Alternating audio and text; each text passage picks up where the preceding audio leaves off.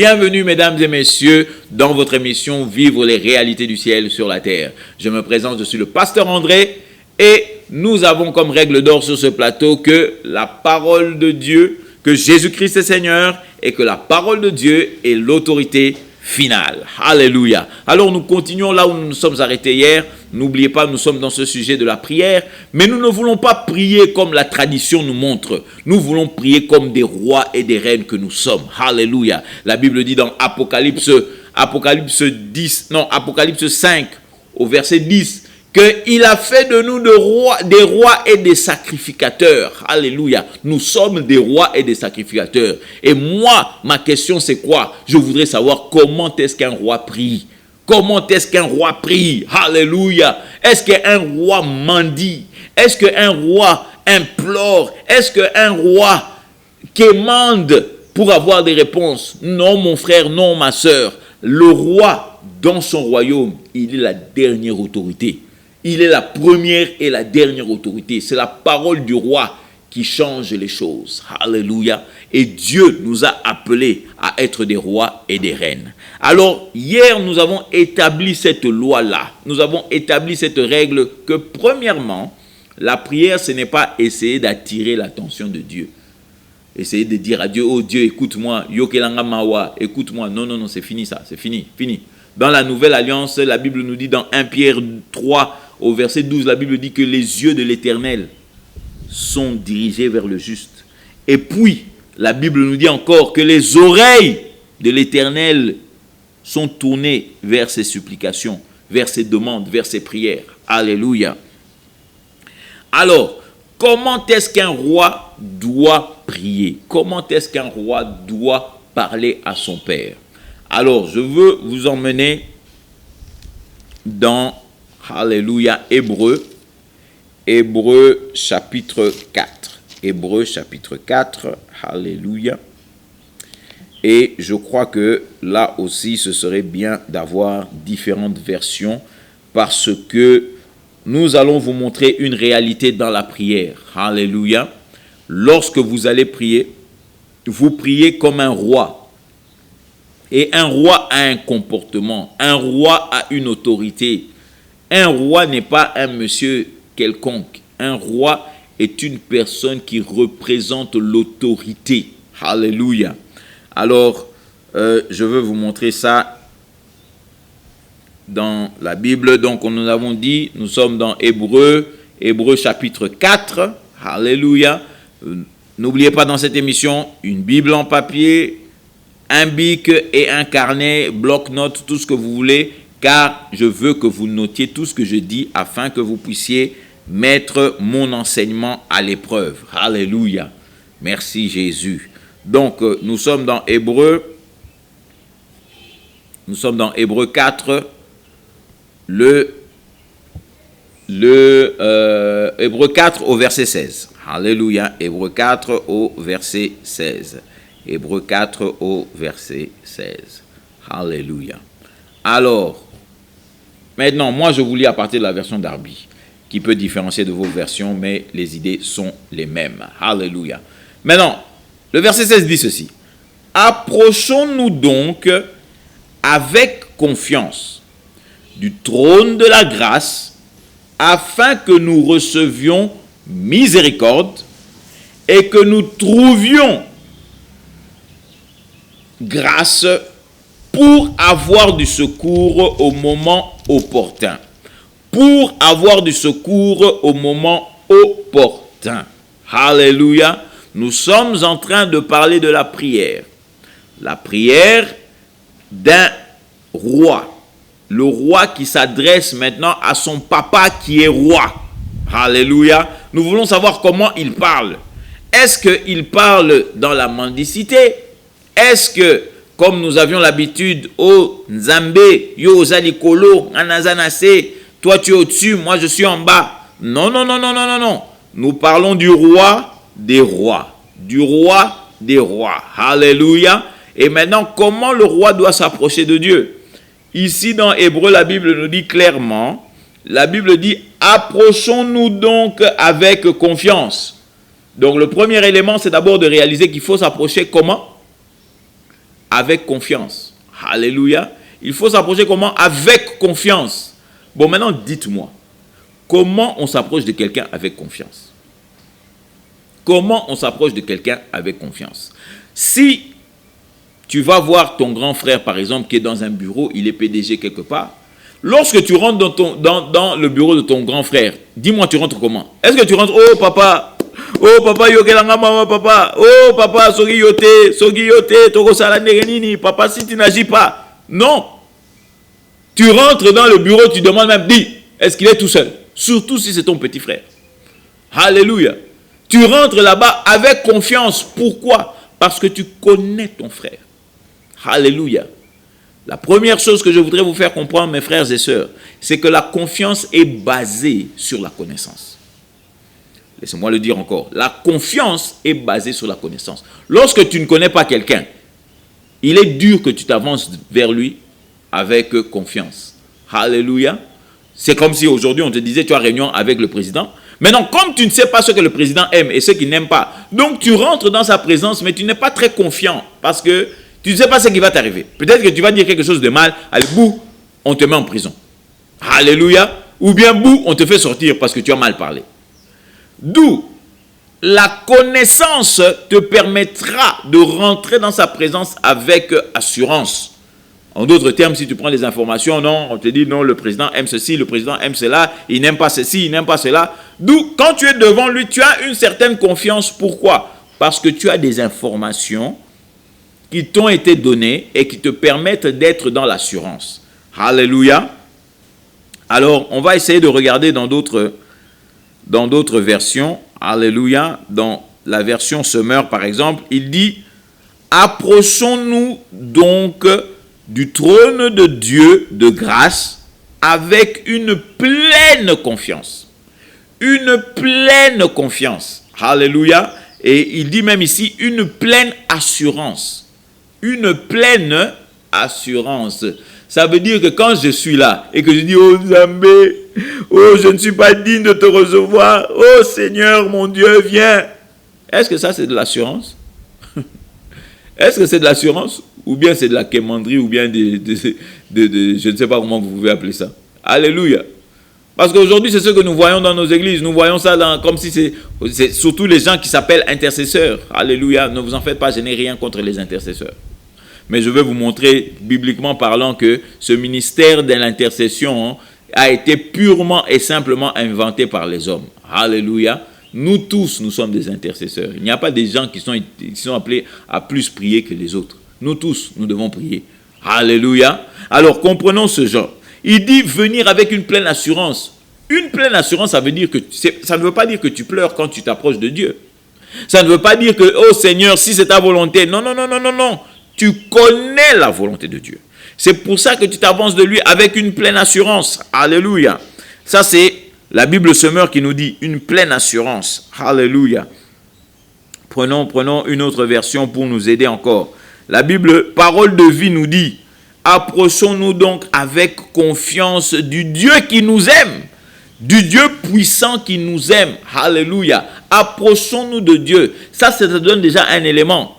Pourquoi tu ne vas pas t'approcher de Dieu avec confiance? Parce que Dieu t'aime. Alléluia. Si Dieu t'aime, pourquoi tu auras peur d'aller devant lui? Alléluia. Si la Bible dit, vous qui êtes mauvais, vous savez donner des bonnes choses à vos enfants. Et comment le Père qui est dans les cieux, lui, n'arrivera pas? Alléluia. Arrêtez de prendre mon Dieu comme si c'était un père fouettard. Comme si c'était un Dieu qui attendait seulement que tu fasses une erreur. Allez, poif, à Bétio. C'est faux, mon frère. Dieu t'aime. Dieu t'aime. Lorsque tu vas dans la prière, il faut aller avec une pleine confiance que papa va m'écouter aujourd'hui et que papa m'écoute. Alléluia. Tu as entendu ce que j'ai dit? Papa m'écoute. Pourquoi? Parce que 1 Pierre 3, verset 12 nous dit quoi? Que l'Éternel, les yeux de l'Éternel sont dirigés vers le juste et ses oreilles sont tournées vers leurs supplications. Alléluia.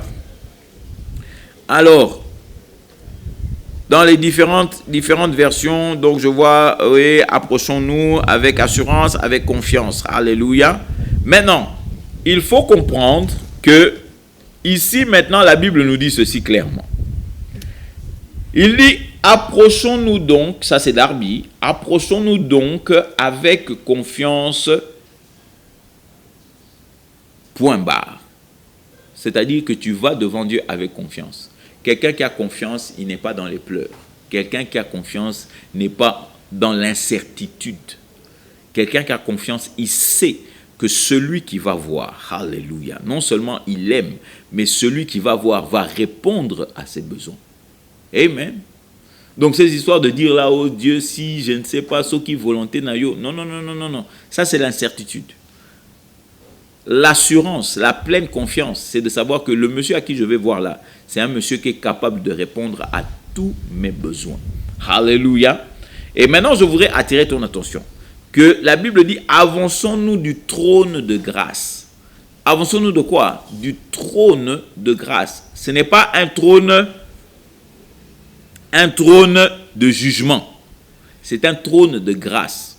Mon frère, ma soeur, ça c'est une très bonne nouvelle.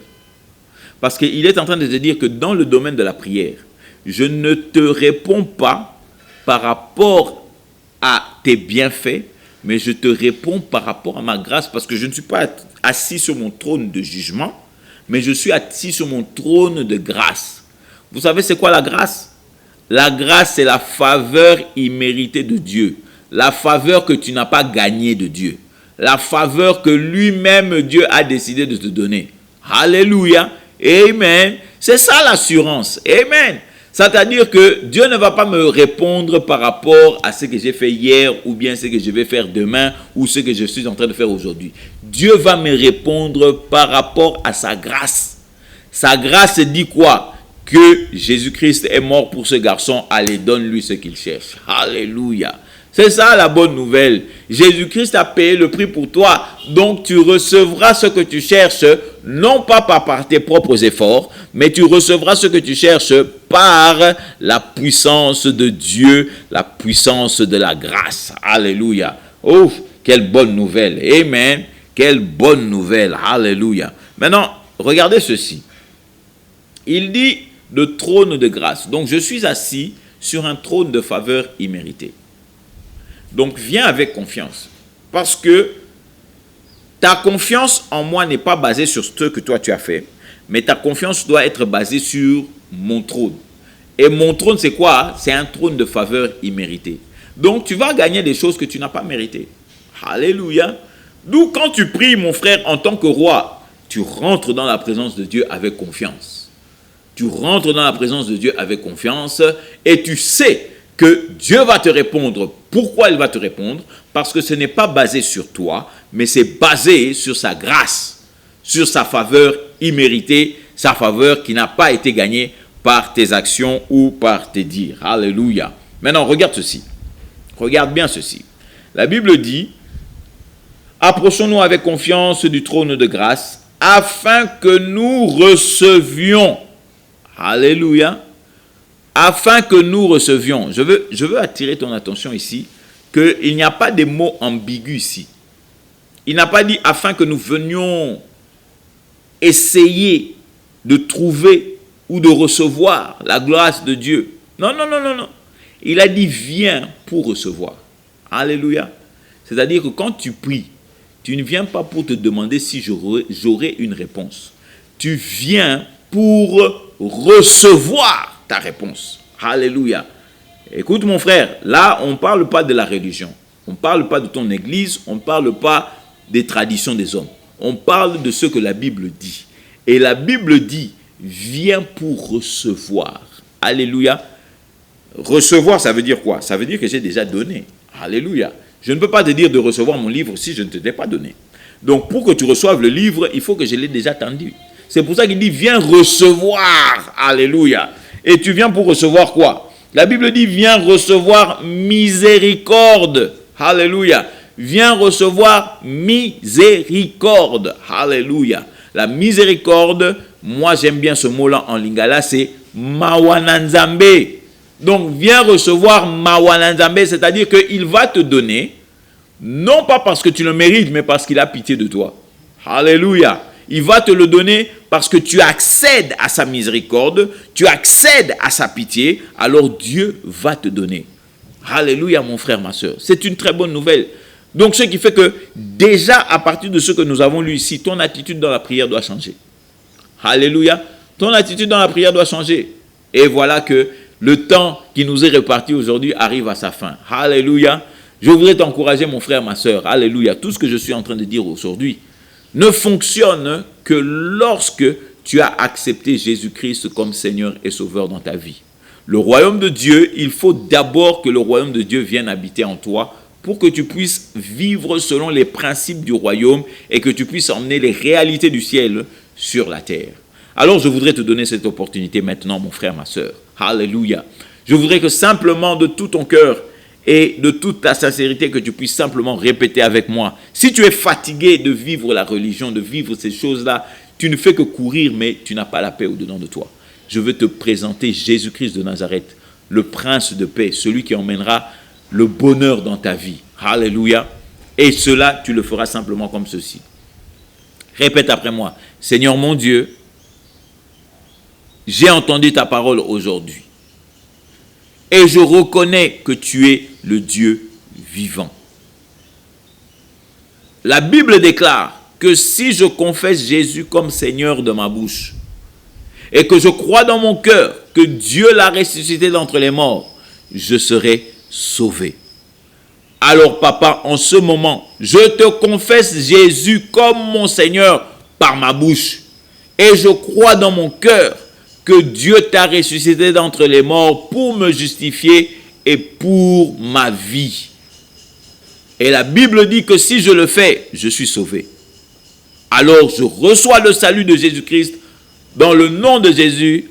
Amen. Amen mon frère, amen ma soeur. En effet, si tu as fait cette prière d'un cœur sincère, je voudrais te dire, si tu l'as fait pour la première fois, alléluia, ne t'en fais pas si tu as fait ça pour la deuxième fois, Dieu ne sera pas fâché contre toi. Alléluia. Mais si tu l'as fait pour la première fois, aujourd'hui tu es devenu un enfant de Dieu. Alléluia. Et la Bible dit à tous ceux qui l'ont reçu, il leur a donné le droit de devenir enfants de Dieu. Alors je t'encourage mon frère, ma soeur, à trouver une bonne église où Jésus-Christ est prêché, où la parole de Dieu est l'autorité finale. Et si tu n'as pas d'endroit où aller, nous avons un numéro sur l'écran. Appelle-nous afin que nous rentrions en contact avec toi, que nous puissions te diriger et que même si par exemple tu as besoin de prière, que nous puissions aussi prier pour toi afin que la chose pour laquelle Jésus-Christ est mort pour toi, que tu vives les réalités du ciel sur la terre, puisse commencer dans ta vie.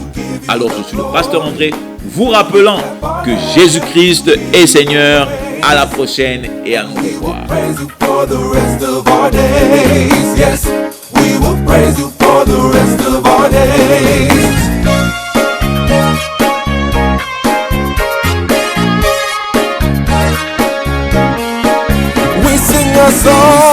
Song in the sanctuary. We sing a song to give you the glory. We sing a song to give you the praise. And we will praise you for the rest of our days. Yes, we will praise you for the rest of our days.